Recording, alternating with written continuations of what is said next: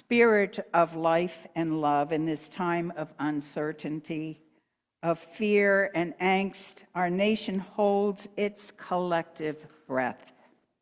In this time when rhetoric blusters about and words are used as weapons, our nation clenches its fists and tightens its shoulders. Eyes squeezed shut, some are preparing for a fight. May we remember that we are a people of resilience. We have faced uncertainty before, we have weathered storms, we have been consumed by flames, we have risen like the phoenix from the ashes, and we will again, we the people. May we remember our shared humanity, our universal kinship, our interdependence as we unclench our fists and breathe together. Breathing in love and breathing out peace, may we recognize the spark of the divine that is inside all of us, even those we are not quite sure about. In this time of uncertainty, we remember the good will go out as we work to move forward together. We, the people, seeking that which unites us, with arms reaching out wide for life, liberty, and the pursuit of happiness, may love prevail. In the name of all that is holy, we pray. Amen.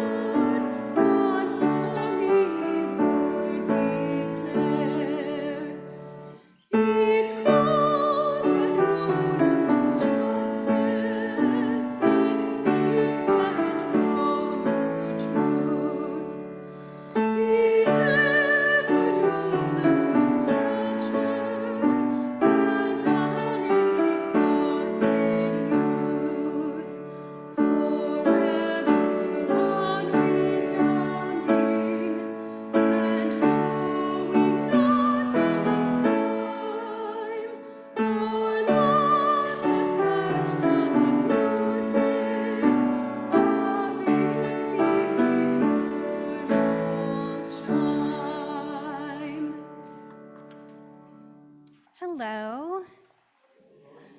My name is Elizabeth Garin. I am the Shared Director of Lifespan Religious Education here at UUC York, but also at the Unitarian Universalist Church of Lancaster. So I'm here today, and I want to invite any children or children at heart to kind of come forward. I have something I want to share with you all from kind of my past, because I actually I grew up in the Lutheran Church, and when I was kind of thinking about Jesus and Christianity, to me, it just astounds me that other people somehow grew in a whole different direction from those teachings and their, faith.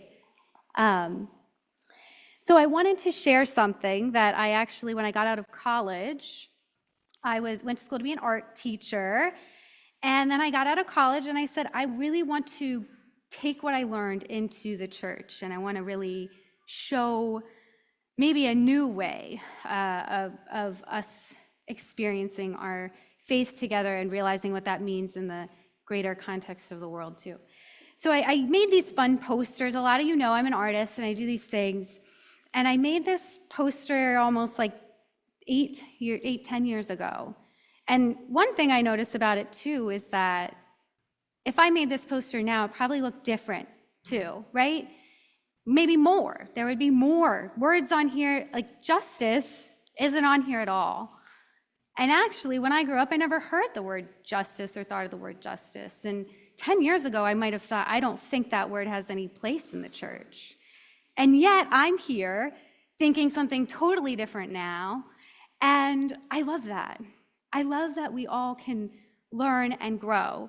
So even though maybe this isn't what I would make today, I wanted to show you just kind of where that seed was planted in me and how it grew to me being a director of lifespan religious education at the Unitarian Universalist Church, and loving that. So one thing, what do you see on this? So it says how to be a creative Christian, because I'll say, when I grew up, I didn't really think art had any place in my life. I can't believe that now, but I didn't think it belonged in the church. I didn't know that it could be used in that way. So when I came out, I said, well, what does it look like to be a creative Christian? So one of the things that I was thinking about is how we develop our relationship with God. And what do you think are some ways that we might kind of help develop our relationship with God? Smart ideas or pray to him. So praying, and some people, so praying can also, I was thinking to myself, what do you think praying, if you think about what praying is, what do you think of automatically? I don't know. Do we all have the same idea? Do you think praying is being quiet all the time, maybe? Do you think praying is always sitting still? No. You can run around by playing, maybe, or yeah, you could pray while you run. So some of the things I thought about was, well, what are the ways that kind of I grew up thinking that you just had to sit still and just talk to God. And he was supposed to say something to me. And as I grew up, I thought, well, that seems like I might just be talking to myself a lot. But so I thought, well, I've definitely talked, but like, how do I see this? So I started to think about what do I do in my life, actually. And talking with other people helped me see my faith grow and grow and grow. If I were to think about how I developed that relationship with God, it was like talking with other people who didn't agree with me or think the way I did. My husband and I met, and we didn't think the same way when we met, and we don't quite think the same way now, but we've grown. And so one of the things that I started to think about is like, how do I journal? How do I talk with people? Making art, singing, like all of these ways. And so then I thought about how do we reflect? Because as I started to understand it is, how do we really think about what we consume and where it's coming from, and how do we take that and grow that? And so I really wanted to put reflection as a way that we also are a creative Christian. And then the one thing I said was also observing God's creation. So observing the world around us, the people around us, the living things, looking around everywhere, right? Observing what our children are doing, and yeah, go ahead. And stopping for that. And so then I think a lot of, then what I thought at the very end is like, but what ultimately, to be a creative Christian, I could do all of this inside my own mind, my own life, but what is it if I don't share it? And so what does that look like to share it? And so I started to say, like, that's my time, my gifts, how I express my faith to others. And that matters, because that also shows others what that could be. And so I started to explore how I shared my faith, how it aligned with my gifts. And honestly, it's kind of how I ended up here. And I never, ever would have thought that my faith and following Jesus' teachings to what I really felt was true to his way was really the way I ended up here, because ultimately there's the greater world out there. There's this bigger world. On January 6th, 2021, as we know all too well by now, a violent mob attacked the U.S. Capitol in a shocking effort to stop the certification of the next president of the United States, Joe Biden. And deep in the midst of the mob was a loose-knit band of religiously motivated individuals who subscribed to the movement called Christian nationalism. On display among the crowds during the attack on the Capitol were numerous flags and signs with "Jesus saves" in bold letters. A photo that went viral showed a group of men before an, 8 or 9 foot high cross, one with his forehead pressed against it in apparent fervent prayer.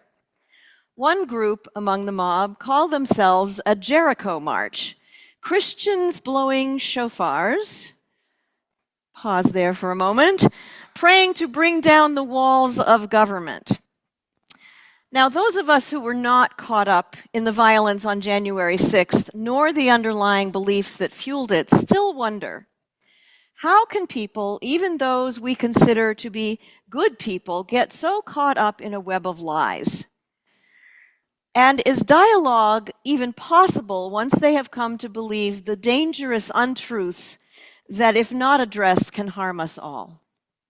I want to begin by outlining what Christian nationalism really is. A common belief among Christian nationalists is that there has been a woeful decline in America's standing in the world because of the nation's supposed growing degeneracy, and with it, the concomitant belief in an urgent call to restore the nation to its original goodness and a mandate to lead the world in godliness. The United States was founded, according to this group, by evangelical Christians. Yes, all of them. Evangelical Christians. Read Jefferson.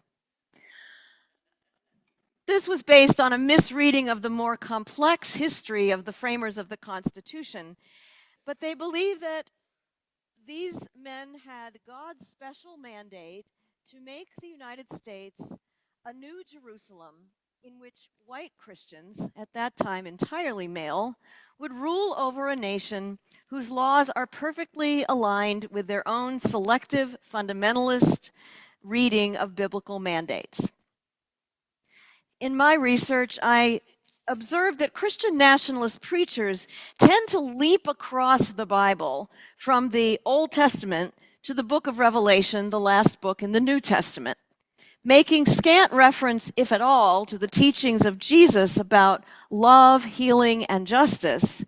They jump from a highly selective reading of the Hebrew Bible that they believe supports the idea of a wrathful God, and jump directly to the second coming of Jesus in the end of days. In their interpretation of apocalyptic scripture, many see an avenging Jesus coming to wage spiritual warfare against the current decadent ways of America and the world. Those who hold such views see a growing depravity of the current age as evidence that the end of times is near, and it is their duty to bring it about. Christian nationalist preachers exhort the faithful in sermons and song to, quote, take this nation back, even by force if required. I believe we are at a pivotal moment in the American experiment of democracy, and also in the very character of American Christianity. As my research for the book, The Psychology of Christian Nationalism, demonstrates, the term Christian nationalism really means white nationalism. The main tenets of Christian nationalism are that God established the United States as a Christian nation and therefore should essentially be a theonomy shaped by ultra-conservative Christian values. Theonomy refers to laws. And a theocracy, characterized by the headship of men over their households and white male leadership in the public sphere. Christian nationalists therefore oppose the separation of church and state, rather advocating for the display of Christian symbols in public spaces and explicitly Christian prayer in schools and civic gatherings. Now, I want to make a clear distinction right up front here that many black church Protestants also align Christian values with politics, but to gospel-grounded social and political action for change. Whereas white Christian nationalists' agenda is almost entirely opposed to what we would consider social justice. It stands opposed to virtually everything taught in Christianity or Judaism about justice and compassion. Christian nationalists oppose religious pluralism and oppose fair immigration policies to keep out those drug dealers and rapists, as Trump infamously said, who are poisoning the blood of our nation, a fascist trope, and to keep out Muslims and other non-Christians. They oppose abortion without exception, even in cases of rape or incest. They oppose expanding the rights of women, LGBTQ persons, with a recent rise in attacks on trans persons. And in a long chain of history, beginning with the utterly denied genocidal founding of our nation, they oppose civil rights legislation and embrace laws that perpetuate structural and institutional racism. For example, voter suppression and trying to eliminate diversity, equity, and inclusion teachings in schools. Anti-Semitic and anti-Muslim attacks have statistically been on the rise ever since Trump's first term as president, and both are on the rise again right now in the wake of violence in Israel and Palestine. Some Christian nationalists also believe that eco-justice and addressing climate change is moot because the apocalypse is coming and the earth will be destroyed anyway. I kid you not. Let me be clear then. Christian nationalism is a fanatical, radical departure from the teachings of Jesus and any faithful reading of either the Hebrew Bible or the New Testament, and it is also dangerously anti-democratic. Now, nationalism is not the same thing as patriotism. Patriotism is simply love of one's country. Nationalism, on the other hand, is defined as a movement to enforce or restore the ethnic superiority of a particular group of people who identify themselves as the true-blooded members of a nation. Christian nationalism fuses this movement for white ethnic identity with Christian identity. Now, Christians, both mainline or liberal and evangelical, have begun to sound the alarm from within the church about the dangers of Christian nationalism and its corrosive effects on American Christianity itself and on the nation. Most notably now, I really want to point out this organization called Christians Against Christian Nationalism. They have a wealth of materials and resources on their website. They come out of the Baptist, this is coming from many folks who are actually evangelical Christians, but many mainline Christians are also involved in this. They've started a pilot project in North Texas to bring together clergy and lay people who oppose Christian nationalism in the hotbed or the belly of the beast. They're doing wonderful work. Lest we conclude that Christian nationalism is a fringe movement involving only a small percentage of American Christians, some recent statistics show that as many as 2/3 of all American Christians taken together, according to the last Baylor Religion Survey, agree with at least some elements of Christian nationalism. 2/3. The most recent set of survey questions posed by the PRRI Brookings Institute indicate that close to 1/3 of Americans, so that's a smaller but still non-trivial percent, agree wholly or are in sympathy with the following statements. And if you look at the green down below there, the skeptics are neither embracers of Christian nationalism nor rejectors. So depending on how you read the chart, it's either kind of hopeful with the 29 plus the 39, the blue and the green, or it's kind of scary if only the 29% are rejectors.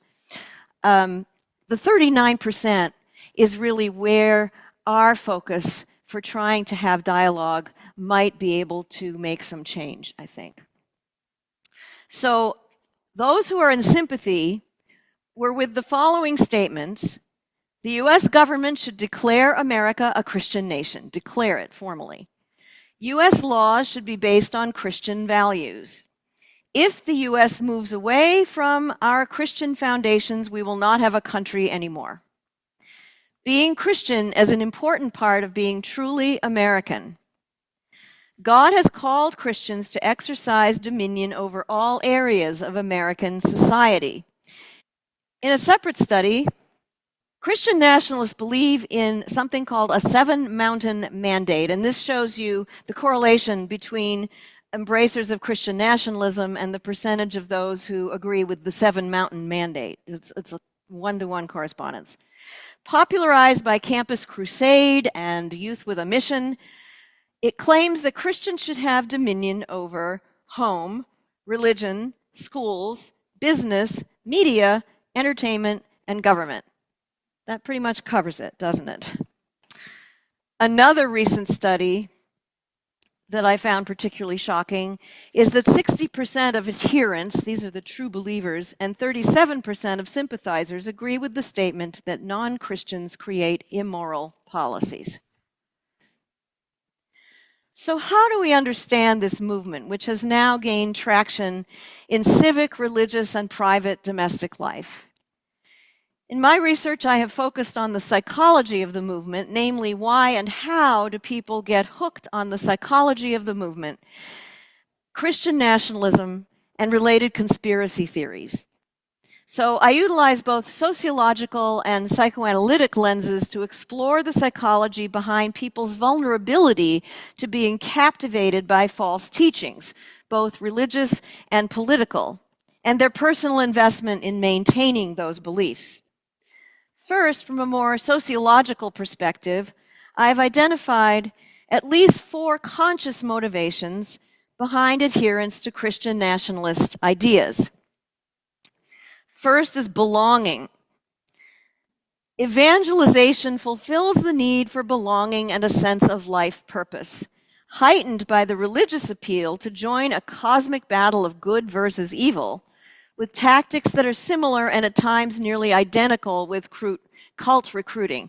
I don't have time to describe all the parallels, but in the book I line out some of the parallels with cult recruiting and retention. Fear is another important. So here's an image for belonging. If you didn't know from the captions which was a church service in perhaps a mega church, Christian church, and which was a political rally, you could hardly tell the difference, because these days these things are so merged together. A second motivator is fear of the loss of white social status. Most of the rest of these have to do with fear. So fear of loss of white social status, resentment against a perceived, though still quite minimal statistically, loss of jobs and economic power to immigrants and people of color, and a desire to maintain or regain white supremacy and white power in the face of the reality that, according to the US Census Bureau, the year 2042 will mark the end of a white majority population in the United States. Now, many of us would celebrate that as an increase of diversity and an enrichment of our culture, but for these folks, if whiteness is the only thing that they cling to as a status, then they are threatened by that. Another fear is a fear of loss of patriarchal authority and a masculinist hierarchy both in the home and in the public sphere of work and governmental power, which is also related to an infatuation with guns that far exceed any need for hunting or personal protection. And I'll talk about guns a little more in a moment.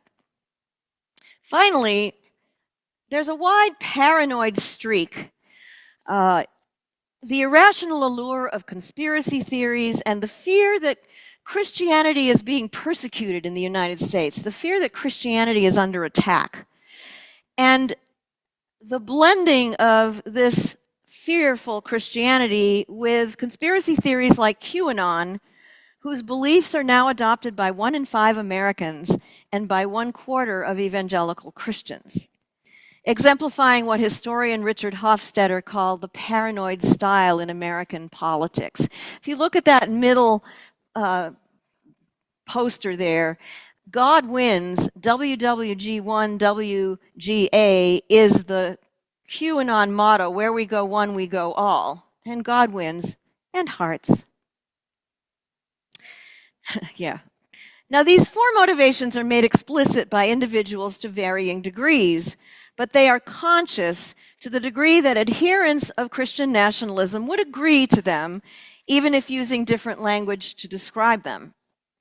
Turning toward unconscious motivations, these involve the insidious subliminal pulls from the study of unconscious group dynamics, including parallels between Christian nationalism and the power of cult-like groups and their narcissistic leaders to make and amplify false claims, including the role of both mainstream and social media.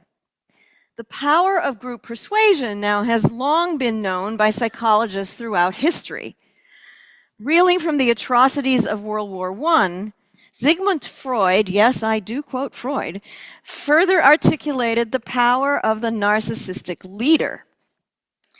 And I thought, since we're in Pennsylvania, we'd throw Doug Mastriano in there. He's a bit of a case study in the book. Freud wrote that followers unconsciously hand over their individual consciences to a demagogue who, with simplistic moral directives and all good versus evil political rhetoric, relieve them of the burden of making complex ethical decisions on their own. Such strongman leaders exude power and protection. This then ties in with the symbolic value of guns and a defensive hyper-masculinity. This photo on the left was actually taken at a Black Lives Matter rally that Michael and I attended in the Gettysburg Square. And there was this self-appointed militia there basically trying to intimidate all of us with their arsenal. This symbolic value of guns, and I don't need to go all Freudian on you, I think you can get that, and the extraordinary prevalence of guns in the United States, a preoccupation that is shared by a majority of evangelical white Christians who own the most guns of any religious group in the United States, nearly 1/2, and who fuse the Second Amendment right to bear arms with a skewed religious fervor for personal freedom. A high conformity group with a highly manipulative leader further can exploit individuals who feel wounded, whether by repressed traumas or by envy, economic fears, and group resentments, or by a changing societal landscape that threatens one's cherished notions of tradition and even identity. Narcissistic leaders thrive on amplifying perceived threats and providing simplistic solutions. Appeals to nostalgia for a better, earlier time, usually fictional, benefiting only one ethnic group, can be wrapped in nationalism as patriotism rather than pure ethnocentrism. So Trump's motto, "Make America Great Again," made this strong appeal to a glorious past that was never so glorious for scores of women, persons of color, and Native Americans. And the narcissistic leader can heighten this appeal by framing it in terms of a religious cause. Such religious appeals invoke a battle of good versus evil in which fear is easily mobilized into hate. So, taking all this into consideration, how can we talk across the extreme religious and political divide that has emerged from these trends in white right-wing Christian nationalism, Is it even possible? And if so, how? And if not, what do we do instead? Now, I am by no means advocating a false peace made via appeals to unity. Appeals to unity all too often gloss over or whitewash realities of racism and other forms of oppression and silence movements for justice and social change. So this is not, as the Hebrew prophets Jeremiah and Ezekiel both warned, crying peace, peace where there is no peace. But how can I really have a conversation across the rift that may have happened in my family, my church, my community, because we've come to believe diametrically opposing ideas about faith and politics? I recommend a triage approach to discern if and when fruitful conversation might be possible and when it should not be attempted. And when dialogue is not possible, engagement in education and activism are the best way to channel our own frustration and outrage. So we're not talking about making nice with people and retreating from the work of activism and public engagement. They go hand in hand. When it comes to a firmly entrenched Christian nationalist, we have to remember that we are trying to talk not only with an individual, but with their favorite news network, an ever self-reinforcing bubble of opinion fed to them on social media through algorithms, sifting through their clicks and likes, and the hundreds or even thousands of members of their church where they just praised Jesus and asked him to save the United States while listening to heart-thumping rock music and indoctrinating sermons. We are trying to talk with QAnon. So, argumentation will not work, period. If you take one thing away from today's talk, remember that. It just deepens other people's defenses. We do need to walk away whenever we perceive that to continue with a one-sided dialogue will either violate our own sense of personal integrity, continuing to engage with what we consider to be outright hate speech, or causing harm to ourselves because we're being subjected to verbal violence or worse. Now, when fruitful conversation may be possible, how do we put a toe in the water? First, we have to ask ourselves, am I the right person to be having this conversation? Is this the right time, and is this the right place? So context matters. I often say the Thanksgiving dinner table is probably not the right time or place or person, and especially when wine has been flowing. But if the answer to these questions is more yes than no, then maybe there could be a yellow light. Proceed with caution. Oops, I went to green too fast. Can I go backwards? Yes. So, proceed with caution. When we sense some openness, as in the case of a soft Christian nationalist who's not wholly convinced by right-wing rhetoric, and where, importantly, mutual liking and trust may already have been established, for example, with a coworker or a skeptical family member or a friendly acquaintance or a neighbor. Now, the only way into such a conversation is to show respect and to listen. Not to pounce on an error in their thinking or immediately trying to enlighten or heal them. I mean, who would appreciate that, right? But to try to understand with as much empathy as we can muster what it must be like to be this person, to inhabit their life with its various challenges and stresses. Empathy is not the same thing as sympathy. Empathy is being able to step into the other's shoes, at least to some meaningful degree, to understand where they're coming from. But by no means does it have to mean agreement. Now here's the green light, but remember that it's always tentative. I love that these arrows go to the left. Tentative, but green light when it appears that there is some real openness to re-examine convictions, but remember that it can always turn yellow or even red at a moment's notice. There are many ways to become more skilled at dialogue that de-escalates rather than inflames. And I've listed a whole raft of skills from my pastoral care and counseling teaching in the book. But let's just say, first and foremost, the most important thing is building and maintaining relationships. Always comes first. By finding common ground, including shared values. And if you read the work of psychologist Jonathan Haidt, you'll see that he shows that Americans exist on a spectrum of shared values. It's just that liberals and conservatives tend to tilt toward one set of values more than another. But we all believe in fairness, which is a more liberal tilt. We all believe in responsibility, which is a more conservative tilt, and so forth. So finding those shared values and that common ground, and practicing respect and kindness. Much of what I advocate is being non-directive, making I statements rather than universal truth claims, and following longtime anti-racist feminist activist Loretta Ross, engaging in a process she calls calling in rather than publicly and self-righteously calling out a person who has said or done something we find offensive. She reserves calling out for addressing larger systems, in other words, doing advocacy for justice by calling up structures of power. Committing ourselves to dialogue across polarization is not just add kindness and stir.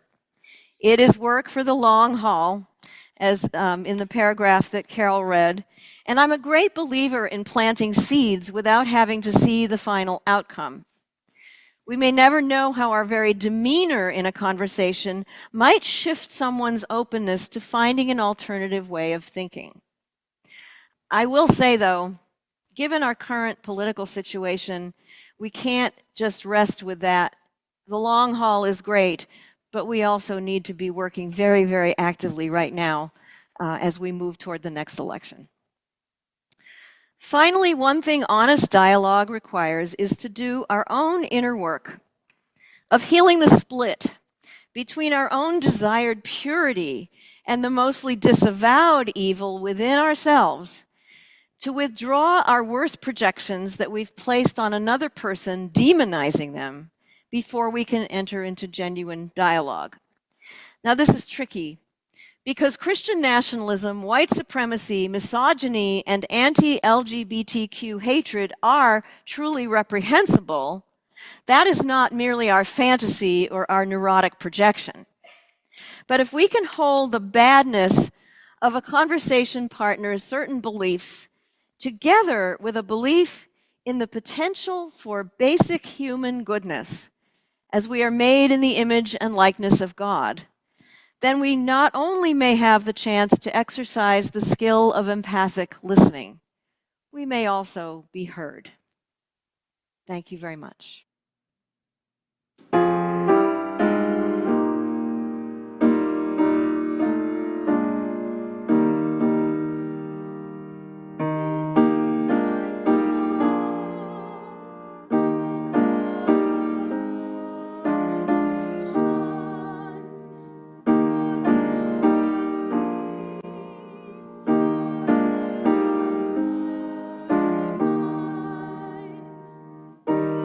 is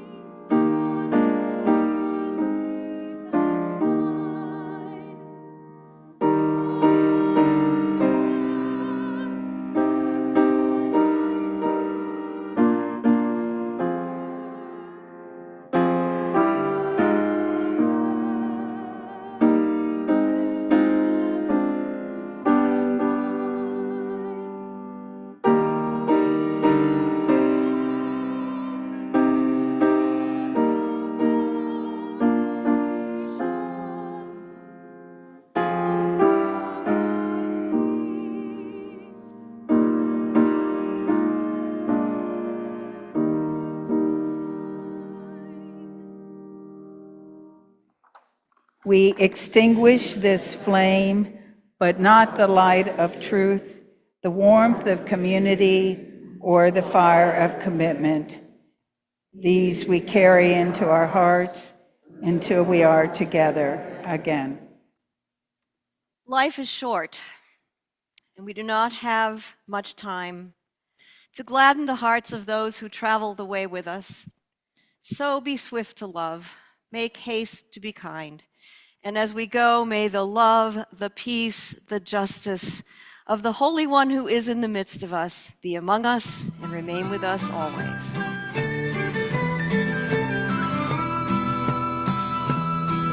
My soul cries out with a joyful shout that the God of my heart is great, and my spirit sings of the wondrous things that you bring to the ones who wait.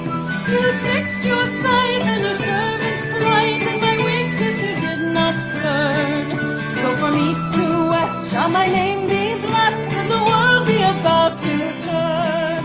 My heart shall sing of the day you bring, let the fires of your justice burn. Wipe away all tears, for the dawn draws near, and the world is about to turn.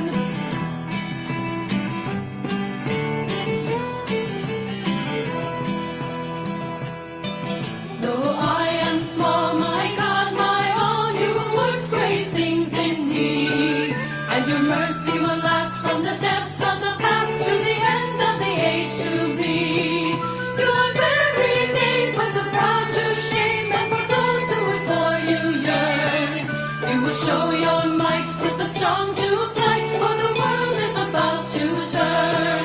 My heart shall sing of the day you bring, let the fires of your justice burn. Wipe away all tears, for the dawn draws near, and the world is about to turn.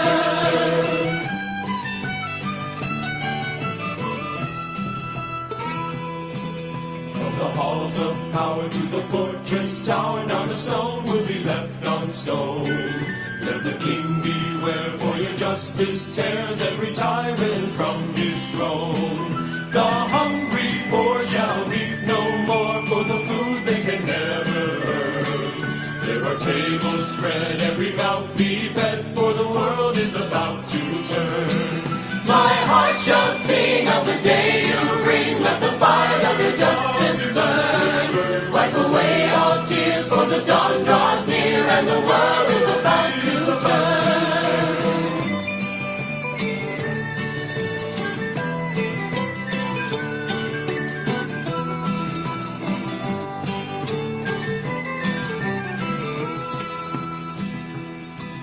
Though the nations rage from age to age, we remember who holds us fast.